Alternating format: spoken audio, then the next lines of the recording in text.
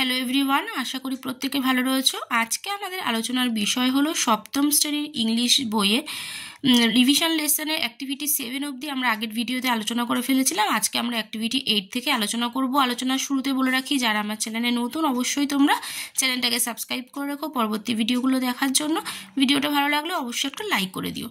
তো আগের ভিডিওটা যারা দেখোনি, এই ভিডিও ডেসক্রিপশন বক্সে লিঙ্ক দেওয়া থাকবে, তো চাইলে তোমরা সেখান থেকে দেখে নিতে পারো। তো চলো আলোচনাটা শুরু করছি। কি বলছে অ্যাক্টিভিটি 8-এ? বলছে make new words by joining less to the words in the given box and fill in the blanks. One is done for you. বলছে নিচের বাক্সে দেওয়া শব্দগুলোর সাথে লেস যোগ করে শূন্যস্থান পূরণ করতে বলেছে, আর একটা করে দেওয়া রয়েছে। তাহলে ওয়ার্ডগুলো কি দিয়েছে? Help, harm, rest, power, meaning, colour, home. তাহলে ফার্স্টেরটা করে দিয়েছে। সেকেন্ডেরটা কি বলেছে? Rita was dash as she had fever. তাহলে এটা কি হবে? Rita was restless.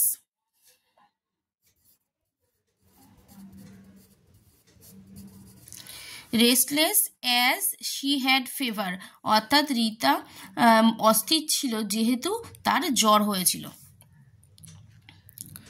নেক্সট বলছে people often become dash during a natural calamity. তাহলে কি হবে? এটা হবে হেল্পলেস।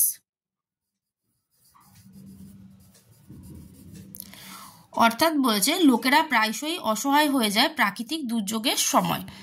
নেক্সট বলেছে a snake is dash if not disturbed. তাহলে a snake is harmless.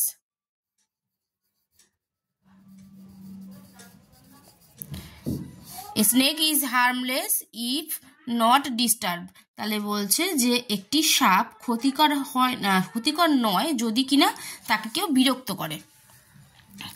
Next বলেছে the king become dash after his brother betrayed him. তাহলে এটা কি লিখবো? The king became powerless.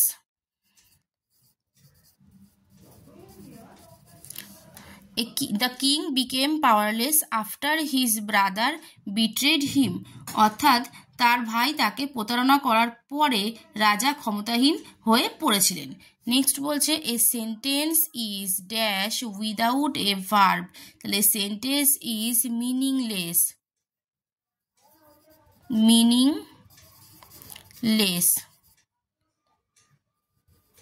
Meaningless without a verb, অর্থাৎ হচ্ছে ক্রিয়া ছাড়া একটা বাক্য কিন্তু অর্থহীন। এবার আসছি আমরা অ্যাক্টিভিটি 9-এ। বলেছে your friend has written this passage but there is mistakes in every line. Underline the mistakes and correct them. One is done for you. বলছে তোমার বন্ধু এই অনুচ্ছেদটি লিখেছে কিন্তু প্রতিটা লাইনে কিন্তু ভুল রয়েছে, ভুলগুলির নিচে দাগ দাও আর একটা কিন্তু করে দেওয়া রয়েছে। তাহলে এটা কি আছে? দ্য হিস্ট্রি অফ চেস, অর্থাৎ হচ্ছে দাবার ইতিহাস। ঠিক আছে, চলো পড়ি। Almost 2000 years ago A board game was played at India. এটা অ্যাট ইন্ডিয়া আছে, এটা ভুল লিখেছে, এটা কি হবে? In India. ঠিক আছে, তারপর দেখো আছে ইট ওয়াজ কল চতুরঙ্গা। তাহলে ইট ওয়াজ কল হবে না, এটা হবে it was called. It was called Chaturanga. It was very popular among kings, warriors and scholars. তাহলে এটা কি হবে? এটা হবে দেখো it was very popular among the kings. তারপরে বলেছে চতুরঙ্গ মিন 4 লাইমস। তাহলে এটা হবে চতুরঙ্গ মিনস হয়ে যাবে কথাটা। Chaturanga means 4 limbs. ঠিক আছে, it represent the 4 groups of the army. তাহলে ইট রিপ্রেজেন্টের সাথে একটা এস যোগ হবে। represents the 4 group of the army: the warriors who fought on elephants, the cavalry, the charioteers and the infantry. তাহলে এটা আমরা করব the warriors who fought on elephants elephants, the cavalry, the charioteers, and the infantry. From India, the game went to the Persia, where it was called Satranj. তাহলে বলছে some of the words we know used in chess were used in Persia. তাহলে এটা কি হবে? ইউজটা হয়ে যাবে used, ইউজটা হয়ে যাবে use. The term checkmate was earlier called shahmat, এটা হবে called, or the king is dead. From Persia, the game went to the Europe. The game was now being called chess. ঠিক আছে, এটা তাহলে আমাদের হয়ে গেল। এবার আমরা চলে আসছি অ্যাক্টিভিটি 10-এ। বলছে what do we call the people who live in the following countries? One is done for you. বলছে যে নিম্নলিখিত দেশের অধিবাসীদের কি বলে ডাকবো আমরা, এটা একটা করে দেওয়া আছে, বাদবাকিগুলো আমাদেরকে করতে বলেছে। ইন্ডিয়ার কান্ট্রি যারা থাকে ইন্ডিয়াতে, তাদের ন্যাশনালিটি কি? ইন্ডিয়ান। সেরকমভাবে বাদবাকিগুলো কী দিয়েছে দেখো, ইরান, ইটালি, রুশিয়া, কানাডা, আমেরিকা, চীনা, নেপাল, জাপান, পাকিস্তান, ইংল্যান্ড। তো চলো এগুলো আমরা দেখে নিই। তাহলে দেখো এখানে কি দিয়েছে, ইন্ডিয়া ইন্ডিয়ান, ইরান কি হবে? Iranian, Italy Italian, Russia Russian, Canada Canadian, America American, চীনা Chinese, Nepal Nepalese, Japan Japanese, Pakistan Pakistani, England English. ঠিক আছে, এবার আমরা চলে আসবো অ্যাক্টিভিটি 11-এ। অ্যাক্টিভিটি 11-এ কি বলছে? Make sentences with the following adverbs. বলছে এই অ্যাডভার্বগুলো দিয়ে মেক সেন্টেন্স করতে দিয়েছে। কি কি দিয়েছে না, স্লোলি, ফাস্ট, নাও, অফেন, সামটাইমস। ঠিক আছে, এগুলো দিয়ে মেক সেন্টেন্স করতে হবে। তাহলে দেখো ফার্স্ট কি আছে, স্লোলি। স্লোলি দিয়ে মেক সেন্টেন্স কি হবে? He walked slowly up the hill pushing his bike. Next আছে ফাস্ট। ফাস্ট দিয়ে কি লিখেছি? Bad news travel fast. Fast মানে কি? দ্রুত। স্লোলি মানে কি ছিল? ধীরে। ঠিক আছে, তাহলে ফাস্ট মানে কি? দ্রুত। তাহলে কি বলছে? ব্যাড নিউজ ট্রাভেল ফাস্ট, অর্থাৎ খারাপ খবর খুব তাড়াতাড়ি পৌঁছয়। নেক্সট আছে নাও। নাও মানে এখন। কি লিখেছি? I am very hungry now, আমি এখন খুবই ক্ষুধার্ত। তারপরে আছে often. He often comes late. Often মানে হচ্ছে মাঝে মাঝেই। তো অফেন দিয়ে কি লিখেছি? হি অফেন কামস লেট, সে মাঝে মাঝেই দেরি করে আসে। নেক্সট আছে দেখো সামটাইমস। সামটাইমস মানে হচ্ছে কখনো কখনো। কি আছে? My father sometime goes abroad, অর্থাৎ হচ্ছে আমার বাবা কখনো কখনো বিদেশে যান। এবার চলে আসছি আমরা অ্যাক্টিভিটি 12-এ। বলছে write the past forms of the following words. এই যে ওয়ার্ডগুলো দিয়েছে এগুলোর পাস্ট ফর্ম লিখতে হবে। কি কি দিয়েছে? Put, meet, jump, sleep, cry আর হচ্ছে নীল। তাহলে পুট কি হবে? পুটের পাস্ট টেন্স পুটই হবে। মিট, মিটের পাস্ট টেন্স হবে মেট। জাম্প, জাম্পড হবে। Sleep, slept. স্লিপ কি হবে? স্লেপ্ট। ক্রাই, ক্রাইড আর নীল হবে নেট। চলে আসছি আমরা অ্যাক্টিভিটি 13-এ। বলেছে fill in the blanks by choosing the correct form of verbs from the given alternatives. আচ্ছা, এখানে কোনটা সঠিক হবে তো সেটা শূন্যস্থানে বসাতে বলেছে। ফার্স্টেরটা দিয়েছে দেখো, they dash goes are going না ওয়াজ গোয়িং টু স্কুল। তাহলে এটা কি লিখবো আমরা? এটা করব they are going to school. They are going. ঠিক আছে, নেক্সট বলেছে হি ড্যাশ লিভ লিভস না have lived within his means. তাহলে এটা কি হবে? এটা হবে he lives. He lives within his means. Next আছে দেখো, she and her friends went না goes to the picnic yesterday. তাহলে এটা হবে she and her friends went to the picnic yesterday. Next আছে Rahim and I dash ate না were eating when the bell rang. তাহলে Rahim and I were eating when the bell rang. Next আছে the striker dash score is scoring না scored a goal in the football match yesterday. তাহলে the striker scored হবে the striker scored a goal in the football match yesterday. ঠিক আছে, চলে আসছি আমরা activity 14-এ। বলেছে classify the following nouns in the chart given below.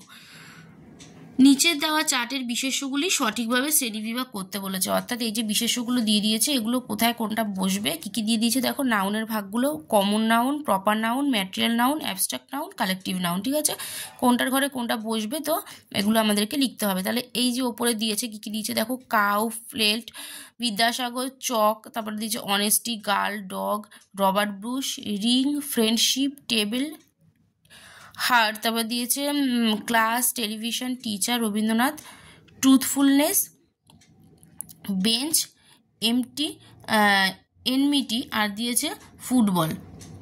তাহলে দেখো প্রথমে আমরা কি বসাবো, কমন নাউনের ক্ষেত্রে কি কি বসাবো। কমন নাউনের ক্ষেত্রে বসবে হচ্ছে কাউ, কাউ বসবে, তারপরে হবে গার্ল, ডগ, এগুলো সব কমন নাউনে যাচ্ছে। ঠিক আছে, কাউ, ডগ, গার্ল গেল, আর একটা হবে হচ্ছে টিচার, টিচার। এবার আসছি প্রপার নাউনে। প্রপার নাউনে আমরা কি করব, বিদ্যাসাগর হবে প্রপার নাউন,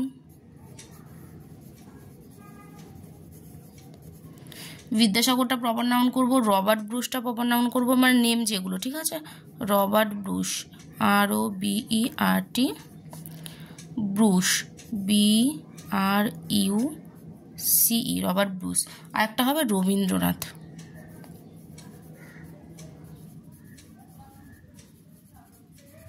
রবীন্দ্রনাথ। ঠিক আছে, এবার আসছি ম্যাটেরিয়াল নাউন। ম্যাটেরিয়াল নাউনে কি হবে, টেলিভিশন হবে,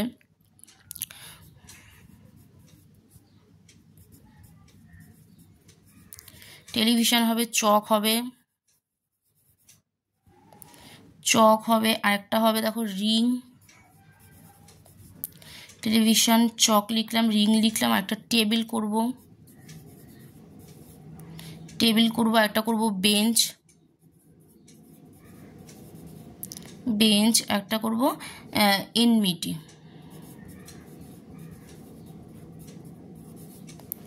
নেক্সট আছে অ্যাবস্ট্রাক্ট নাউন। অ্যাবস্ট্রাক্ট নাউনে করব আমরা অনেস্টি,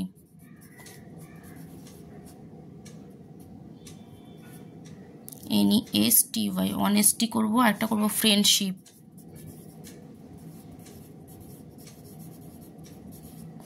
ফ্রেন্ডশিপ, আর একটা করব ট্রুথফুলনেস,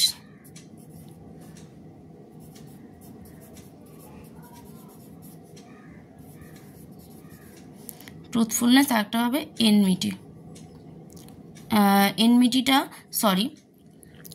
আমি ম্যাটেরিয়াল নাউনে লিখেছি, এটা কিন্তু ম্যাটেরিয়াল নাউনে হবে না, এটা হবে অ্যাবস্ট্রাক্ট নাউনে।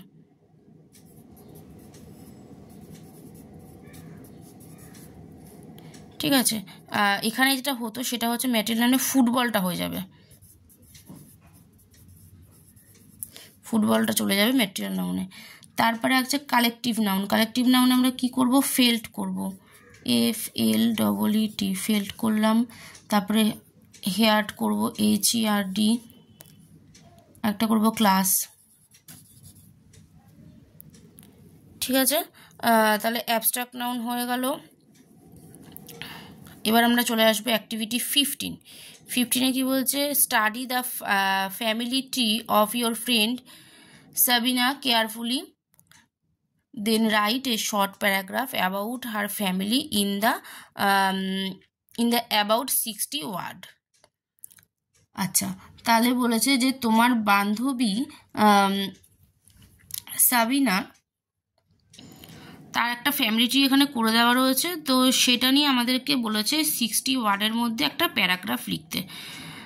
তাহলে আমরা এখানে কি দেখতে পাচ্ছি, কাজী আব্দুল আর হচ্ছে নার্গিস। ঠিক আছে, কাজী আব্দুল এবং নার্গিস, তাদের টু বেবি আর কি, কাজী নুরুল আর একটা হচ্ছে সাকিলা, দুজন বেবি। আবার তাদের আবার দেখো এদের আবার দুটো করে। চলে আসছি আমরা অ্যাক্টিভিটি 15-এ। বলছে study the family tree of your friend Sabina carefully. বলছে তোমার বন্ধু সাবিনার একটা ফ্যামিলিটি এখানে দেওয়া রয়েছে, খুব ভালোভাবে সেটা দেখো। Then write a short paragraph about her family in about 60 words. আর 60 ওয়ার্ডের মধ্যে তাদের এই ফ্যামিলি সম্পর্কে একটা প্যারাগ্রাফ তৈরি করো। তো চলো প্যারাগ্রাফটা আমরা দেখে নিই। তাহলে এভাবে লিখবো আমরা, দেখো কি লিখবো। My friend Sabina is a member of a small family. আমার বন্ধু সাবিনা হলো একটি ছোট্ট পরিবারের সদস্য। Sabina has 2 brothers. সাবিনার আছে 2 ভাই। They are Irfan and Imran. তারা হলো ইরফান আর হচ্ছে Imran. Her parents are Kazi Nurul and Shakila. তাদের মা বাবা হলেন কাজী নুরুল আর Shakila. Irfan and Imran are older than Sabina. বলছে সাবিনার থেকে ইরফান আর ইমরান হচ্ছে বড়। Imran is younger than Irfan. বলছে ইরফানের থেকে ইমরান হচ্ছে ছোট। Kazi Abdul and Nargis are their grandfather and grandmother. বলছে কাজী আব্দুল আর নার্গিস হলো তাদের ঠাকুরদা এবং ঠাকুমা। They are 7 members in her family. বলছে তাদের ফ্যামিলিতে মোট 7 জন সদস্য। Kazi Abdul is the senior of the family. Kazi Abdul হলো সেই পরিবারের সবথেকে বয়স্ক পার্সন আর কি, বয়স্ক ব্যক্তি। ঠিক আছে, এভাবেই তোমরা কিন্তু এই প্যারাগ্রাফটা লিখে ফেলবে। এবার আসছি আমরা অ্যাক্টিভিটি 16-এ। অ্যাক্টিভিটি 16-এ কি বলছে, যে দেখো বলছে crow looking for water, write a short story in about 60 words using the following hints. বলছে এই সূত্রগুলো ব্যবহার করে 60খানা শব্দের মধ্যে তোমাদেরকে একটা ছোট গল্প লিখতে বলেছে। কি বলেছে, ক্রো লুকিং ফর ওয়াটার, তারপরে বলছে যে অর্থাৎ হচ্ছে কাক জল খুঁজছিল। থার্স্টি সে তৃষ্ণার্ত। ফাইন্ডস এ পিচার অর্থাৎ একটা জলের পাত্র পেল সে। ওয়াটার অ্যাট দ্য বটম, জলটা ছিল খুব তলায়। ফাইন্ডস পেবলস, সে সেখানে কতগুলো নুড়ি পাথর খুঁজে পেল। ড্রপ পেবলস, সেই নুড়ি পাথরগুলো ফেললো। Water level rises, water level জলের তলদেশটা উপরে উঠে আসলো আর কি, জলস্তরটা উপরে উঠে আসলো। কোয়েন্সেস থার্স্ট অর্থাৎ তৃষ্ণা মেটালো। এবার দেখো এটা দিয়ে আমরা কিভাবে 60খানা ওয়ার্ডের মধ্যে একটা প্যারাগ্রাফ লিখবো। আমরা এভাবে লিখতে পারি, দেখো। Once upon a time, a thirsty crow was looking for water. বলছে কোনো এক সময় এক তৃষ্ণার্ত কাক জল খুঁজছিল। It was a hot summer day. এটা ছিল একটা গ্রীষ্মের দিন। The crow searched many places but there was no water around there. বলছে কাকটা অনেক জায়গায় জল খুঁজছিল কিন্তু সেখানে কোথাও কিন্তু জল ছিল না। Suddenly the crow found some water in a pitcher. বলছে suddenly the crow found some water in a pitcher. হঠাৎ সে কাকটা একটা পাত্রে কিছুটা জল দেখতে পেল। বাট এলাস, কিন্তু দুর্ভাগ্যবশত আর কি, কিন্তু water was far away from his reach. বলছে যে জল তার নাগালের চেয়ে অনেক নিচে ছিল। It was at the bottom of the pot, এটা ছিল পাত্রের একদমই নিচে। পাত্রের একেবারে নিচে জলটা ছিল। After thinking for while the crow found pebbles. বলছে যে কিছু চিন্তা ভাবনা করার পরে কাকটা কিছু নুড়ি পাথর দেখতে পেল। He dropped pebbles in the pitcher. বলছে সেই নুড়ি পাথরগুলোকে নিয়ে কি করলো না, সে পাত্রের মধ্যে ফেললো। After sometimes the water level rose. বলছে কিছুক্ষণ সময় পর সেই জলস্তরটা উপরের দিকে উঠে গেল, মানে বেড়ে গেল। Now the clever crow drank water and quenched its thirst. বলছে তারপরে সেই চালাক কাকটা জল খেলো এবং তার তৃষ্ণা মেটালো। তাহলে এই ভিডিওতে কিন্তু আমরা অ্যাক্টিভিটি 16 অবধি অর্থাৎ 5 পেজ অবধি পুরোটা কমপ্লিট করে ফেললাম। নেক্সট ভিডিওতে আমরা লেসন 1 থেকে শুরু করব। তাহলে দুটো ভিডিও মিলে কিন্তু আমি টোটালটা কমপ্লিট করে দিলাম। আগের ভিডিওটা যারা দেখোনি ফার্স্ট পার্টটা, এই ভিডিও ডেসক্রিপশন বক্সে কিন্তু আমি ফার্স্ট পার্টের লিঙ্ক দিয়ে রাখবো, তোমরা অবশ্যই সেখান থেকে দেখে নিতে পারো। আর ভিডিওটা ভালো লাগলে অবশ্যই একটা লাইক তো করবে, চ্যানেলটা সাবস্ক্রাইব করে দিও, অবশ্যই বন্ধুদের সাথে ভিডিওটা শেয়ার করো। আজকের মতো এই পর্যন্তই, দেখা হবে নেক্সট ভিডিওতে।